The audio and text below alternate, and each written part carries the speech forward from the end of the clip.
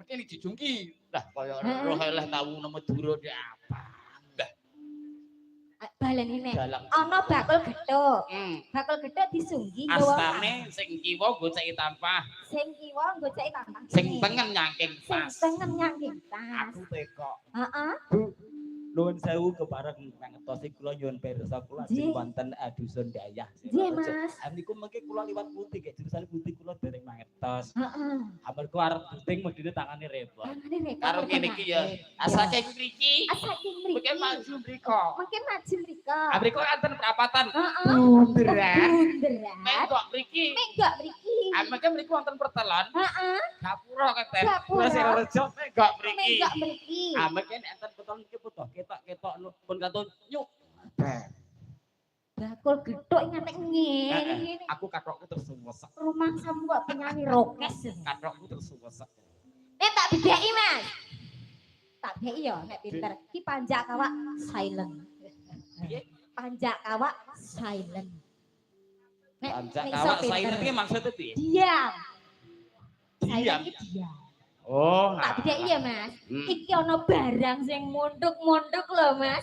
Barang lho iki. Ndi? Munduk-munduk kek rupane ireng. Rupane? Yen mbok dudul. Kuwi mesti muni, "Au!" ngono, Mas. Apa? Kleru. Rupane ireng lho. Kleru. Blangkone dalang. Kleru. Tak baleni neh. Munduk-munduk rupane ireng. Yen mbok piyak. Suarane rupane abang. Enek abange barang. Tengah. Bareng te dudul muni, "Au!" ngono, Mas. Apa, Mas? Hayo. Cababen. Kleru. Kleru. Kayak enek sing wireng. Ora. Iki ngono bab kesehatan. Oh, apa untuk kuwi? membasmi nyamuk malaria. Malaria. Dulu kan di musim penghujan. Malaria. Malaria ngono ya ta, Mas? Heeh. Kuwi jawabane apa? Apa? Diang. Diang. Oh, sapi. diang. Diang sapi, Mas. Kae rupane ireng, munduk-munduk, dipiak rupane abang. Bareng mbok dudul kok bansyuh. Panas kok karuan. Anu, Mbak Yuli, Mbak. Biong sange. Mbak Yuyu. Mbak sinden iki gak sinden sapa rini gireh petek. Iya, Asline ya rini diang. Rini dia. Diangkrek mbok pasal.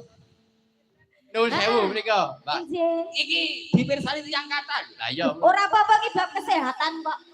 Iki kanggo ndiyangi ngusir jebule Ngusir ngusir nyamuk malaria. Iki kanggo kesehatan. Lah mbok sapine diusir jangan tinggal. Aja. Agak payang. Ojo. Dipirsani tiyang kertas kepareng rawuh.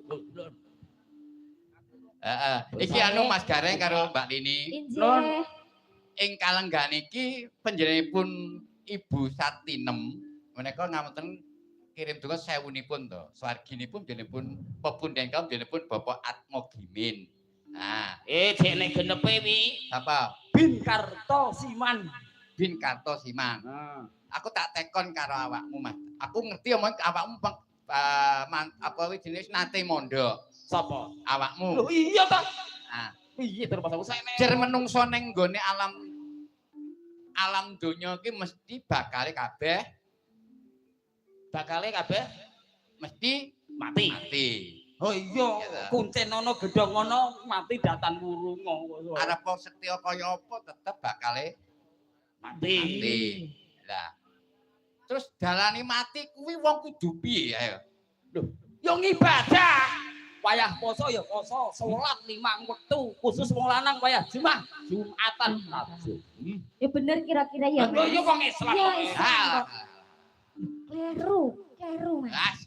Dalane kudu piye? Kadoan. Balenono nek wong neng urip alam donya sing duweni nyawa mesti bakale mati. Lah nek wong mesti dalane mati kuwi wong kudu piye? Ibadah sedekah. Alah. Dan jawaban lainnya toh. Pret. Lah kok piye saiki aku teko? Nek wong urip ning alam donya kabeh iki datan loro kan tetep mati. Nek wis ngerti dalan mati kudune balik. Pukul seluk dalan. Balik. Lah mergo dalane mati balik. Ngene. Loh, dalan balik, mati balik. Cara arek liwat kene terus nek wayangan parkiran dalan mati balik. Boleh dalan liya ya? Heeh. Kok gak menak jegur kali ae kono kuwi enek.